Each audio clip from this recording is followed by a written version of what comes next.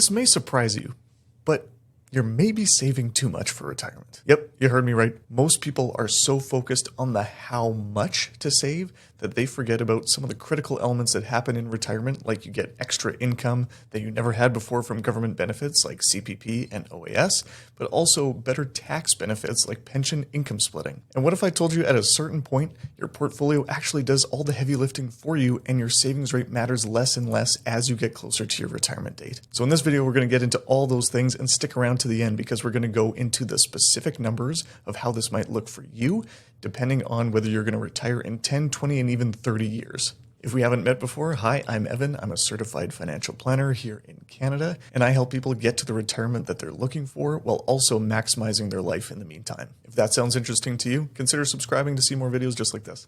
When I talk to clients, one of the biggest surprises for them is how little they actually need to save on a monthly basis, because people often forget about government benefits like CPP, old age security, and then the tax benefits that come along with being someone over 65 years old. The biggest one is pension income splitting. You can't income split while you're in your working years, but when you're retired, if you have things like RSPs, a defined benefit pension, you can actually split those with your spouse. In some cases, you have to be over 65 to split the income, but for many retirees, this is a game changer, and you can actually save so much money on taxes. It can really make a difference in terms of your overall retirement lifestyle because you just don't need to have that much more saved because you get to keep more of it. If the government takes less of your money in the form of taxes, that means you get to keep more of it and you can spend it for yourself. And so that just means you need to have less at your retirement date than you probably thought. But that's not even the best part. Once you've built up a sizable portfolio, the savings you add every month don't matter as much the closer you get to that retirement date. Okay, let me break this down for you. Say you have $1 million invested and say that portfolio manages to earn 6% in a given year. It's not a guarantee, but just hypothetical numbers throwing out there. So with a 6% return on $1 million portfolio, that's a $60,000 gain without you lifting a finger. To match that kind of growth with your own savings rate, that means you have to invest $5,000 a month. Most people don't have an extra $5,000 a month kicking around to do that. And so at that portfolio size, and even smaller than that, the portfolio does a ton of heavy lifting just on the natural rate of growth that you'd expect from being invested in the stock market. So that's why once your portfolio gets to a certain size, any additional savings that you do are more focused on, say, tax optimization. So with an RSP, you get a tax deduction. If you invest with a TFSA, you get tax-free growth on that into the future.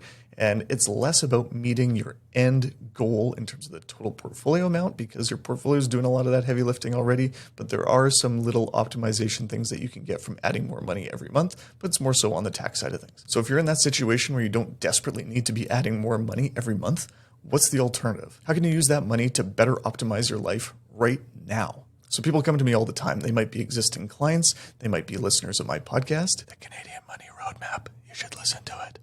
And they might have maxed out their RSPs and their TFSAs already. And they say, okay, what do I do next? Where should I be investing next? And my answer is often, well, what do you want to do next? If you're maximizing those accounts already, the chances are you're probably in really good shape for the long term. Everyone's situation is different, of course, but that's a fair assumption to make for most people. So if that's you, now's the time to ask yourself, what do you want to do next? Do you want to go on that extra trip? Do your kids have maybe expensive hobbies like hockey or riding horses or something like that that you've been putting off that they really want to do? Maybe you want to support them in that. Maybe your car sucks and you need a new car. Maybe you should upgrade your car. Or maybe, and this is a fun one, maybe there's a charity that you've wanted to support or you see them doing great work in your community and you'd like to give them a little bit extra money to keep doing the work that you see as being really valuable to the people that you know or the city that you live in. Of course, retiring earlier is an option too, or retiring with more flexibility, but just building the pile bigger for the sake of building the pile bigger isn't a great goal, and I think you could be doing a lot more with your money to optimize your life now instead of always worrying about just your future self and limiting everything in terms of consumption and generosity and everything that you have to do with your money in the present day. But you need to decide what matters to you. And if you're in this situation, the important thing is that you have choices. So speaking of choices, how do you actually know if you're saving too much? Well, this is where a little bit of math comes in. Nice thing is I don't have to do math live. I can use a little bit of software and you can just see the results. So let's get into it. Retirement planning is really complicated, and the best version of it involves a lot of inputs and a lot of variables and doing good work on that. And that's what I do for clients all the time. But just for the video's sake here, we're just going to take it at a really high level so you can kind of see some of the concepts.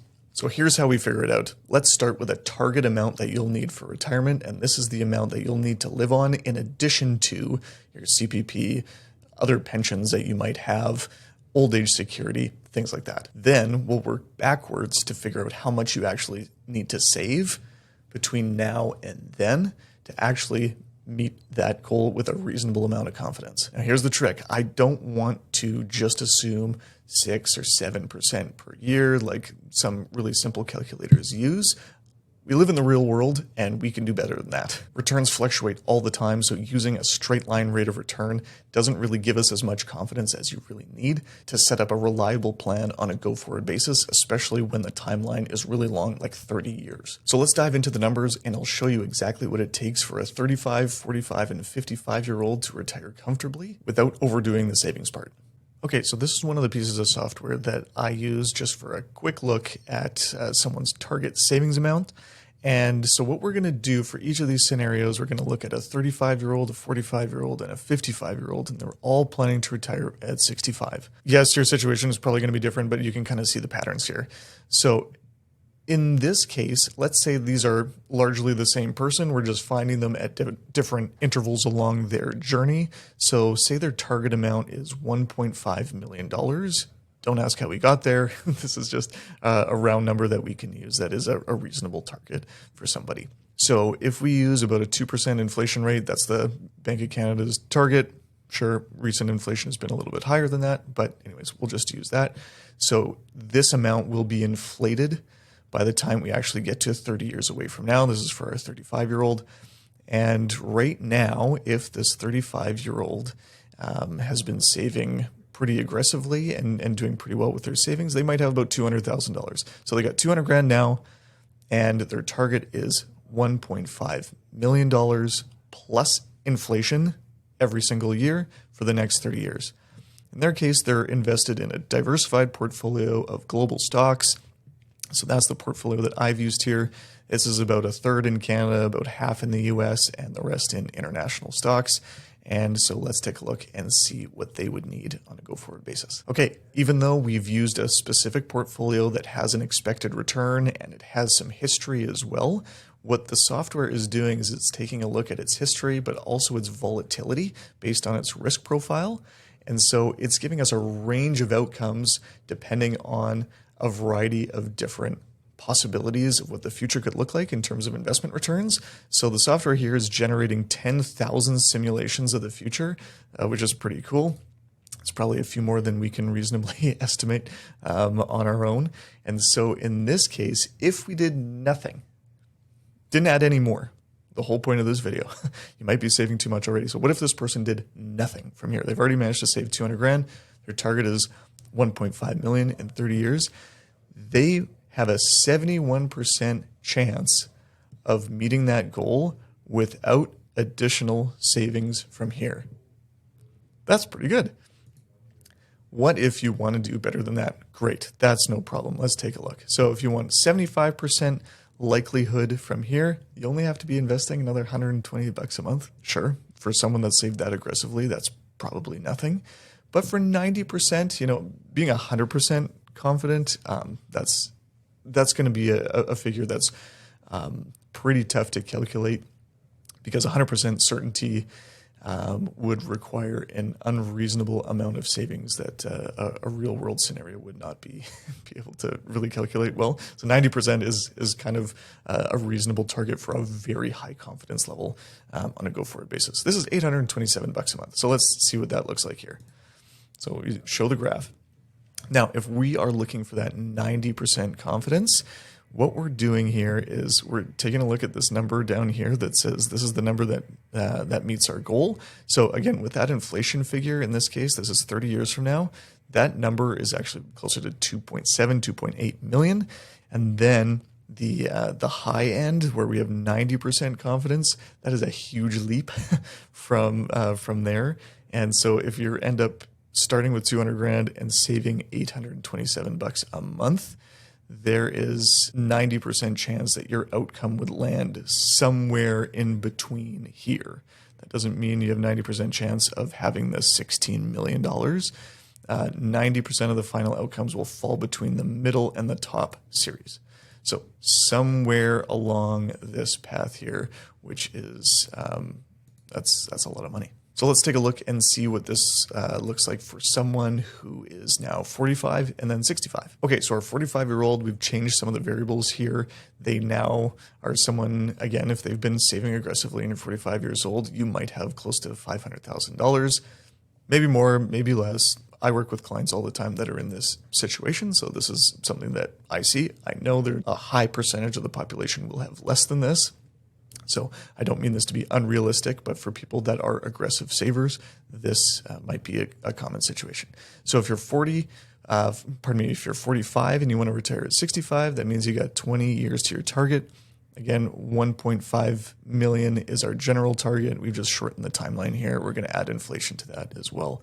This person is still going to be invested mostly in stocks, and in this case, in my simulation, 100% stocks, and let's run their numbers. Okay, so here we go. So the person that has $500,000 already and they got 20 years to their retirement, if they do nothing, again, without additional savings, this is your do nothing number, you've got an 81% chance of meeting your $1.5 million goal in 20 years from now. Obviously there, if you're looking for the 75% confidence, you don't need to be saving anymore because you're already beyond that with your current level of savings.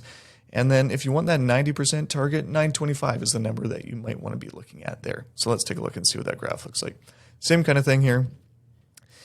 Further along here, again, if you are saving that additional 925 a month, 90% of the time you're going to fall between these ranges here, which is 2.2 million and 10.7, almost $10.8 million. 90% chance. It's not 100% chance, 90% chance. Because you have enough time, because you're letting the stock market do the bulk of the heavy lifting for you, your savings rate doesn't really move the needle that much.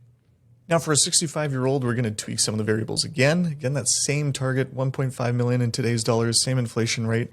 Now this person has $1 million saved and invested, and they've got 10 years to their target retirement date. In their case here, I decided to scale back the risk a little bit. So they have 80% in stocks, 20% in bonds. This isn't everybody's situation, but this is reasonably common for someone at that stage of life. And in their case, let's take a look and see what this means for them. So again, they're right in this pocket of that 71% likelihood of success if they don't do anything else. You can kind of see the pattern here. So if you're an aggressive saver already, you might be in this situation where you might not have to save as much as you think. So from now on, if they want to hit that 75% threshold, they've got to be saving $390 a month. But if you want that 90% confidence, now, in this case, we're dealing with a shortened time horizon and lower expected returns from taking less volatility from the portfolio. So if you want that 90% confidence, that will show up much, much later in terms of the total upside because of the decreased expected return and the lower volatility. Sometimes volatility works in your favor, but over time, this would be a situation where your range of expected outcomes would be much tighter over the next 5 or so years. And then after that, it can kind of expand a little bit once the odds of stock-heavy portfolio increase a little bit more. So again, your odds of success here at a 90% interval means that if you're saving $2,700 in addition to the $1 million that you've already got, then the 90% likelihood that your outcomes will fall within this range of about $1.8 million and $5 million. So to recap, if you're already maxing out your RSPs and TFSAs, and saving really aggressively, you might have additional non-registered investments, you might have rental properties, you might have a defined benefit pension, all these other things that are going to support your retirement income later. You might be saving enough as it is. And so the real question is, what do you want to do next? It could be optimizing your taxes, but that doesn't really sound like fun. You could be optimizing your life a little bit more today. You could be spending more time with your kids or maybe your aging parents or something like that. Remember, saving for retirement is important, but it could be cutting into your life that you want to live right now. Thank you so much for watching, and make sure to subscribe for more videos like this to help optimize your money and your life. Thanks so much for watching. See you in the next video.